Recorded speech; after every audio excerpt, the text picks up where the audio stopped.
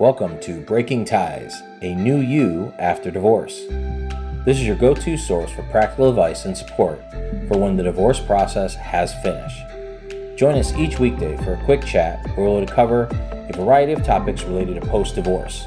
Together, we'll explore the emotional, financial, and legal aspects of life after divorce and help you find the best path forward for you and your family. Here's your host and Certified Divorce Financial Analyst professional, Mike Fulkerson.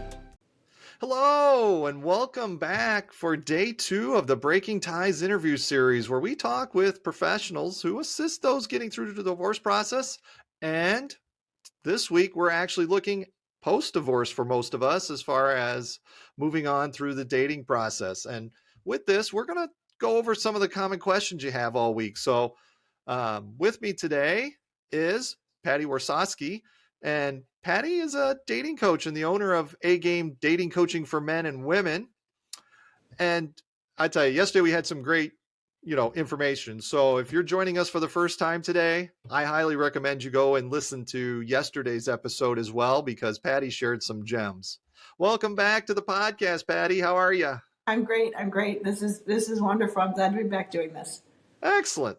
And for our listeners who didn't join us yesterday, Patti was actually my dating coach after I got divorced. And I've been with Amy, my girlfriend, for quite a while now. And a lot of that is due to the success that I had listening to Patti and having her help me. You were a wonderful listener, definitely. You took everything to heart. Yeah. Well, it was that transformation process. And we talked a little about that yesterday. So, getting that self-confidence back up and stuff.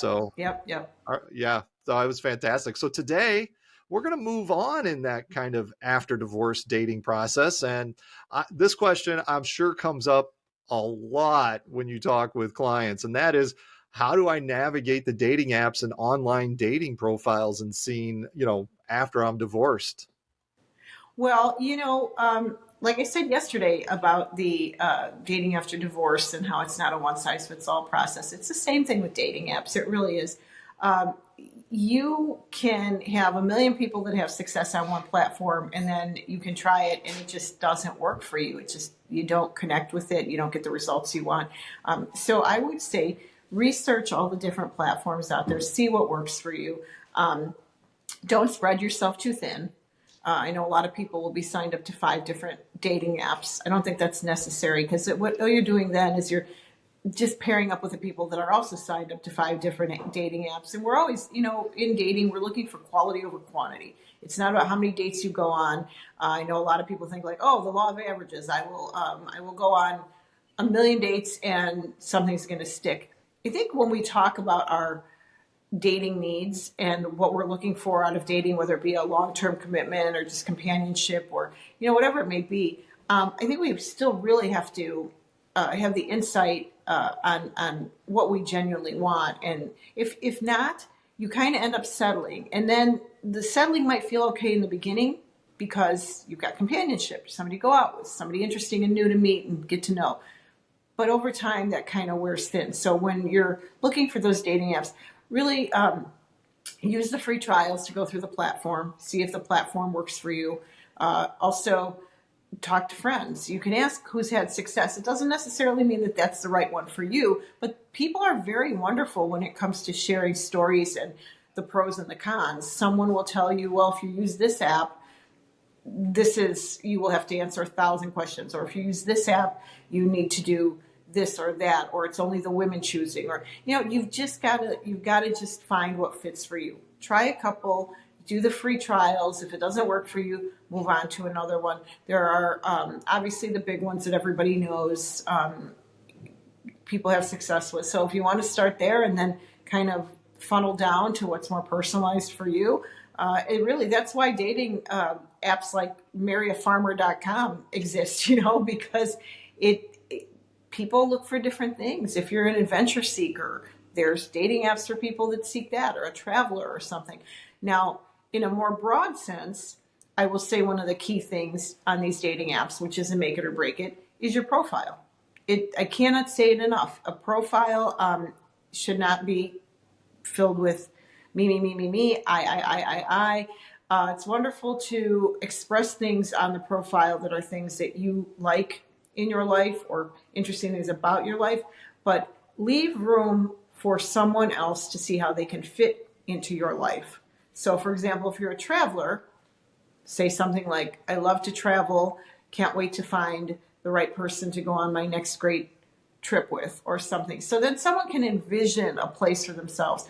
But if you paint this picture that I've got this great life, that's wonderful, and I hope everybody does.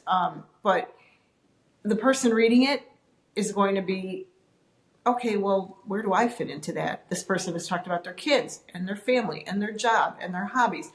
Where's there time for me? So just leave a little bit of room in there, and don't hesitate to say what you don't want. If you are someone that doesn't want to be with a smoker, make it very clear. Or someone that doesn't want to be with someone that lives more than a certain distance away. If you don't want to meet somebody that lives 200 miles away, make sure that you're saying, I'm looking to meet someone in the Chicagoland area or whatever your area is. So the dating apps will work for you if you put a little work on the front end by being selective about what you put into your bio, and do your homework on what's a good fit. But with anything else, offer a little patience, because a lot of times, Mike, you were very, very lucky. Mike had a great profile, and I think, what was it? Was it 24 hours you met Amy? Something like that? Right. Yeah, exactly. We So, matched, and picked each other kind of thing, and then went on a first date the following weekend, and the the rest is rest has been history. history. Yeah. So, and that can happen. That can happen. Those things are wonderful. Also, when you're on these dating apps, try and engage with people a little bit more. Try and get to that chat, and let that chat live on a little bit so you can get to know people. I know we are, as a society, I know I am for sure, instant gratification person. So a lot of people are like, they talk with somebody for a minute and then they set up a date. But then oftentimes the date fizzles and doesn't end well because they really didn't know enough about that person before they went out. And then they meet that person and they think, oh, no, I don't want that in person, or I don't like that in the person, or so just do a little recon work through that app. Use that to your favor. And the last thing I'm going to say, so we can move on, is that when you are making the connection and you're chatting and you're moving on, using the phone or Zoom is a wonderful thing too. Something where you can kind of put the name with the face, get a feel for the energy or the vibe or whatever it is that you're looking for that matches up with yours. That's important. So take advantage of this technology that we have now that's really pretty terrific with keeping safety in mind too. I know a lot of people just are concerned about safety too. So kind of pre-screen a little bit too when you talk to people. Yeah, you can never be too safe, especially if you're doing the online kind of things. So, when we get to people who are looking for, say, something not online, where else would, a single individual look or check or go to in order to, find a date? Well, I am, just being that I am not, 21 years old, and I have lived in a world, and like most of us have lived in a world before technology. I mean, if you think about it, most of us, when we got married, we either asked or were asked out on a date. We went to someone's house to pick them up, or we were at home and got picked up. We got into someone's car, we went out. There was no texting, there was no technology. It was really old school. So meeting in person was your only option, unless you had a blind date through a friend or something like that, and it was still in person. So I think right now, if you're not someone that, if it's just never going to be a matchup for you online, which is okay, involve yourself in things that you like, because then you will be around people who like things that you like. I'm a big proponent of meetup.com. I think Meetup is a great platform for going out and being you and doing what you like. And it doesn't necessarily have to be for the purpose of going to meet someone. You can go there because you enjoy fishing, or you have you love biking or something, and you go to a group, and you're obviously going to meet like-minded people, and therein you could meet a mate. There are also different groups that are specifically for dating that you can go, and it's just single people going to events. Everybody's on the same page there. That's a great in-person interaction.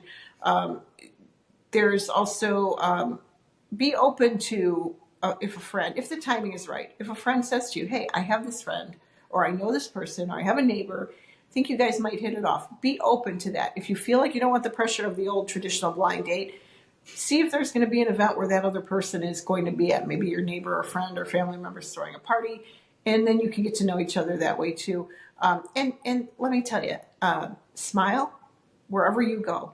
Have a smile, because you don't know, there is really, I don't know if there's statistical information on it, but there is a lot of word on the street that a lot of people meet at the grocery store or other places, standing in line at the post office. You just never know who you're going to encounter, ever. So be that person with a smile on your face. It's good for you. It's just a good way to be. But when someone else sees that you're a person that looks like a happy person, they gravitate towards that. So you just might be able to attract somebody when you least expect it, just by being a person that seems like you're in a good place and happy and just showing that you're approachable.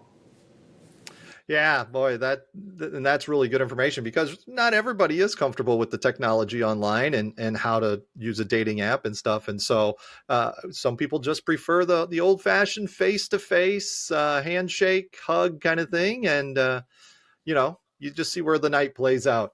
Yep, absolutely. All right. Well, this concludes our second of 5 days of the interview with Patti. So please join us tomorrow as we continue our discussion on dating and divorce. Each day's got new questions. So come on back and join us again. Patti and I would like to thank you for joining us today on Breaking Ties, the interview series. Should you have any questions for Patti, I'm going to put her information over in the description so you can reach out. Patti's always happy to help. And keep in mind, divorce is not the end of your story. It is the start of your next great chapter. And with that, we will see you all tomorrow. We want to thank you for listening to this episode of Breaking Ties, a new you after divorce with Mike Fulkerson. For questions, please reach out to Mike via email in the description, or give him a shout at 630-444-1410. Remember to subscribe, like, and follow.